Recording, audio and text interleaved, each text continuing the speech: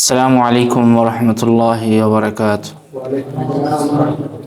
সম্মানিত দিনী ভাই সকল, এবার আসি সূরা কাফিরুন। কেননা এই ছোটো ছোটো সূরাগুলো আমাদের মুখস্থ আছে। ইখলাস কার মুখস্থ নাই? সবারই মুখস্থ আছে। কাফিরুন কার মুখস্থ নাই? কুল ইয়া আইয়ুহাল কাফিরুন সবারই মুখস্থ আছে। আমরা আগের হাদিসে শুনলাম যে সুলুসুল কোরআন মানে 3 ভাগের 1 ভাগ কি ইখলাস।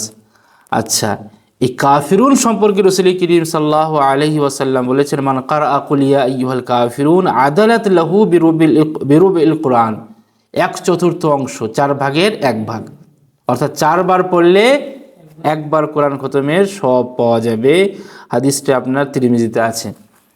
আচ্ছা, আর একটা দেখেন, আমরা যখন ঘুমাতে যাই, ঘুমানোর আগে যদি এই কাফিরুনটা পড়ি, কুল ইয়া আইয়ুহাল কাফিরুন সূরাটা পড়ি, তার কি ফজিলত আছে রাসূল করিম সাল্লাল্লাহু আলাইহি ওয়াসাল্লামের হাদিস শুনুন।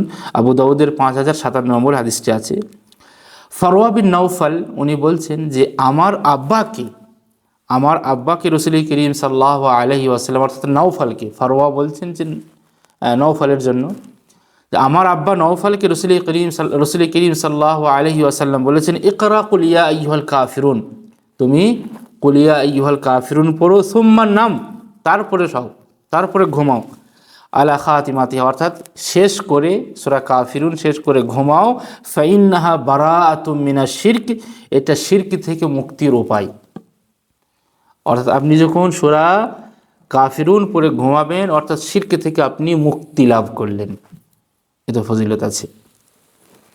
অতএব সম্মানিত দিনী ভাই সকল, আশা করছি সবারই মুখস্থ আছে। সূরা ইখলাস এবং সূরা কাফিরুন সবারই মুখস্থ আছে। এখন বাই চান্স যদি কারো মুখস্থ না থাকে সূরা কাফিরুন, অবশ্যই এটা মুখস্থ করার চেষ্টা করেন। আল্লাহ তাবারক তাআলার কাছে আমরা দোয়া করি, আল্লাহ আমরা যা কিছু শুনলাম তার প্রতি আমল করার তৌফিক দান করো। ওয়া আখিরু দাওয়ানা আলহামদুলিল্লাহি রাব্বিল আলামিন। আসসালামু আলাইকুম ওয়া রাহমাতুল্লাহি ওয়া বারাকাতুহু। সকলকে অসংখ্য ধন্যবাদ ভিডিওটি দেখার জন্য। সকলেই ভিডিওটি দেখবেন, শেয়ার করবেন, এবং যেটা আমাদের দাওয়াতি চ্যানেল দাওয়া আল মাজমা, এই চ্যানেলটিকে সবাই বেশি বেশি করে সাবস্ক্রাইব করবেন, যাতে করে আমাদের সমস্ত ভিডিও যা কিছু আমরা রেকর্ডিং করব, আপলোড করব, আপনাদের কাছে যাতে করে তাড়াতাড়ি পৌঁছে যায়।